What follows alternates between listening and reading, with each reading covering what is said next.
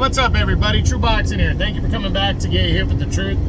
So today we are doing the what's next on the newly crowned WBC Super Featherweight World Champion at 130 pounds, Robson Conceicao, following his very controversial decision victory over O'Shaquie Foster to capture the WBC title on July 6th on the ESPN undercard. Now, before we get into that, if you could smash the like button, leave a comment, or subscribe to the channel. I really do appreciate any and all support that I can get as I continue to build my channel here. So, most people feel, and myself included, that O'Shaquie Foster should have got the decision over Robson Conceicao. I think what hurt Foster was the one punch at a time thing. He wasn't throwing a ton of punches, and he wasn't landing a ton of punches. Let me say that. He outlanded Conceicao, no doubt. You know, I mean, the numbers are there on that. But Conceicao kept coming forward and throwing punches. He was missing a ton. O'Shaquie Foster's defense was solid, was very good, but you got to have offense too. And he didn't want to stay in the pocket long enough to continue to throw punches, because that would take risk of him getting hit. But, you know, when you take that risk, these kind of things can happen. I thought it was about 8 rounds of 4, 9 rounds of 3 at best. But he wasn't dominating the fight by any means, like Tim Bradley kept saying. It wasn't like that. And, you know, he wasn't just continuously countering him and landing at will. And the reason why is because he was only throwing one punch at a time. So Conceicao, you know, I think this is one of those karma situations. He should have got the victory over Valdez. A lot of people argue he should have got the victory over Navarrete. He didn't get him. He gets it over Foster. I do feel bad for O'Shaquie Foster, but I think he'll get another opportunity. So now the big question is, what's next for Robson Conceicao following the controversial victory over Foster?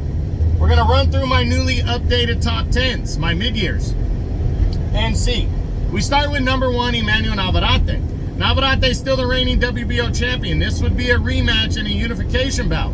I think this is a fight Conceicao would rather have, but he's going to have to wait probably a while for this fight, because Navarrete is in negotiations for a rematch with Oscar Valdez. Now, of course, Conceicao would want the winner in a rematch, because both fights ended controversially, and you could argue Conceicao won. But I don't know if that rematch is going to come next for him. I think he's going to wait around to see when the fight is going to take place. I'm leaning towards possibly September, October area, and the winner of that fight probably wouldn't be available until early next year. So I think Conceicao is probably going to fight. I think the timeline's going to mess him up. I think he's probably going to fight before that, but, you know, who knows? He might wait around. Navarrete might dominate Valdez again and want to get back on the horse to unify belts early next year. But again, Navarrete's got to agree to that fight first. He's got to fight Valdez. So we'll see how that shakes out. Then you got a rematch with O'Shaquie Foster. I think the WBC could absolutely order a rematch here. I think Foster's gonna protest the fight. I think the WBC probably wants to lean towards towards Conceicao to fight the winner of Navarrete Valdez and make Foster earn the fight again. You got Eduardo Hernandez. Rocky Hernandez is fighting, I think, either in late August or September. He's going to fight in return. That opens the door for a potential rematch between Foster and Hernandez that ended, not controversially. Foster knocked Hernandez out, but he was behind on the scorecards heading into the 12th round, and he was able to finish Hernandez. So I'm sure with Hernandez at number 2, the WBC would want to make Foster and Hernandez first, and that's what I'm leaning towards right now. But again, I'm about on the 50-50 on the fence that the WBC could reorder a rematch between Foster and Conceicao. Then you got Oscar Valdez, a rematch with him. He's currently the WBO interim champion.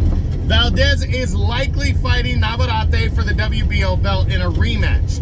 Now, here's the kicker. If Valdez can pull off the victory in the rematch over Navarrete, I really believe if Navarrete loses, they might push for a third installment.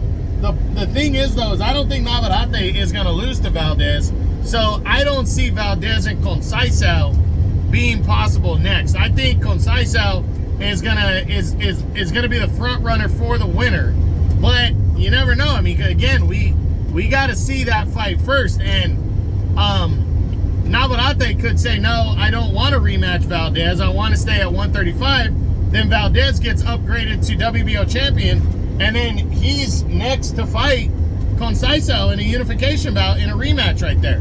So it really is dependent on the Navarrete and Valdez rematch, and I really think that rematch is going to happen. But if it doesn't, then Valdez is absolutely an option, you know, and I think would be next for Conceicao in a rematch. Then you got IBF champion Anthony Cacace. Cacace really has his hands full. He's fighting Josh Warrington in September, and then he has a mandatory waiting in Eduardo Nunez. So I don't see Cacace and Conceicao happening next to unified belts. Then you got Lamont Roach Jr., the WBA champion. I don't see this one either. Roach wants,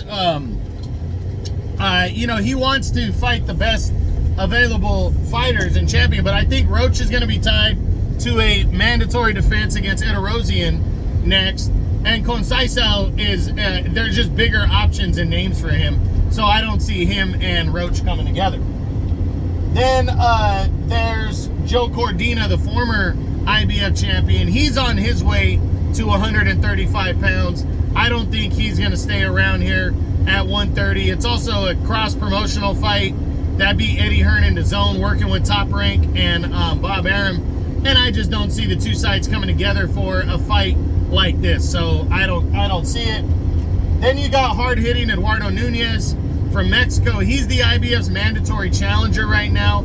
If he was up to switching up and going after the WBC belt instead, if Conceicao wanted that, I could see it, but I don't see Bob Arum when Conceicao has so many other options with Top Rank, better options, bigger names. I don't see him fighting a guy like Nunez, who's a risk and not as big of a name. Then there's Hector Luis Garcia, the former WBA champion. He's coming off back-to-back losses. He hasn't fought since the loss to Lamont Roach last November. He's also a PBC guy. I don't see this one taking place. Then you got former IBF champion Shavkat Rakhimov. He's coming off back-to-back losses, a stoppage loss to Eduardo Nunez. He's also with Eddie Hearn and Matchroom. I don't see Conceicao and him coming together. Then you got former featherweight champion Mark Magsayo. Magsayo's trying to move up the ranks. I think it'd be a fight that Conceicao would be interested in if his other big options aren't there. But one, I think they are going to be there, and two, that's Top Rank working with the PBC. I think it would have to end up on one of the big cards, you know, that maybe Turki Al-Sheikh brings together. So I don't see this one going down right here. And then guys that are out of the top 10, just run them off real quick. Edward Vasquez, that would be an interesting fight right there, but I'm leaning towards the less likely. I don't think Vasquez is with Top Rank and ESPN, so I don't think it's a big enough fight. Zelfa Barrett is a good matchup, but he's a DAZN Matchroom guy, and I just don't think the two sides would come together for it. I don't think there's a demand by the fans either. And then Rocky Hernandez is the WBC's #2 contender.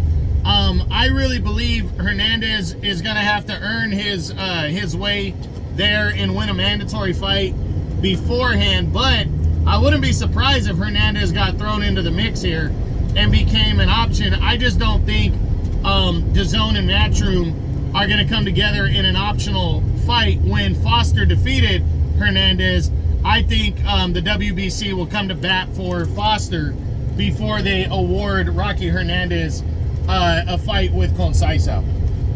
And then other guys, Otar Edorosian's fighting is next in line for the WBA belt, likely going there. Albert Bell is the #1 contender in the WBO, and not a big name. I don't see Conceicao in him. John O'Carroll is fighting an undefeated fighter next, and trying to move in line for a WBA title shot. Andres Cortez has moved up highly in the WBO rankings. I think he's going to have to fight an eliminator before a guy like Conceicao. Masanori Rikishi is the WBC's #3 contender. Is not a mandatory, and Conceicao is not in mandatory mode, so I don't think he's going to fight him, that Japanese fighter, but he's moving himself in position. And then Lee Wood, he's a WBA's #3 contender, but he's moved up to 130. I don't see him being an option for Conceicao. So for Robson Conceicao, a lot is revolving around the Navarrete and Valdez fight. I think if that fight happens within a couple months, like September area, then I think there's a good chance that he waits for a rematch with the winner. But if that fight doesn't take place till, say, like October, November area, I think Conceicao is probably going to come back and fight somebody else prior to that. But I think that's his goal, is to rematch the winner of that fight and attempt to unify belts. So he might wait around longer than expected, but I can also see the WBC ordering a rematch between Conceicao and what's his name? And Foster, Oshaki Foster. I could really see that. Outside of that, it's going to be interesting to see if those two options fall through, if he doesn't fight somebody else. But I think, honestly, if he has to wait around, if Conceicao has to wait around for the winner of Navarrete Valdez, because that fight doesn't happen until like October, November, I think Top Rank might order a rematch, because Foster's their guy. They want to get him back in the mix. He should have won the first fight. I think they're going to go to bat for him, but I think Top Rank, their priority is to get a rematch first for Conceicao with Valdez or Navarrete. So I really think the prospect of a rematch with one of 3 fighters is likely what we're going to see for Conceicao next. But that could be dead wrong, and he could end up fighting somebody else. But I really believe it's going to be one of those 3 guys next for the, hopefully a unification bout against the winner of Navarrete Valdez. But I could also see a rematch with Foster, to leave no doubt. So we'll see what happens, but that's it. That's what I got. That's my what's next for the newly crowned WBC Super Featherweight Champion of the world, Robson Conceicao, following his controversial 12-round decision victory over Oshaki Foster to become the new WBC Super Featherweight Champion. I hope you enjoyed the video. If you did, smash the like button, leave a comment, or subscribe to the channel. I appreciate any and all support. This is True Boxing. You've been hit with the truth.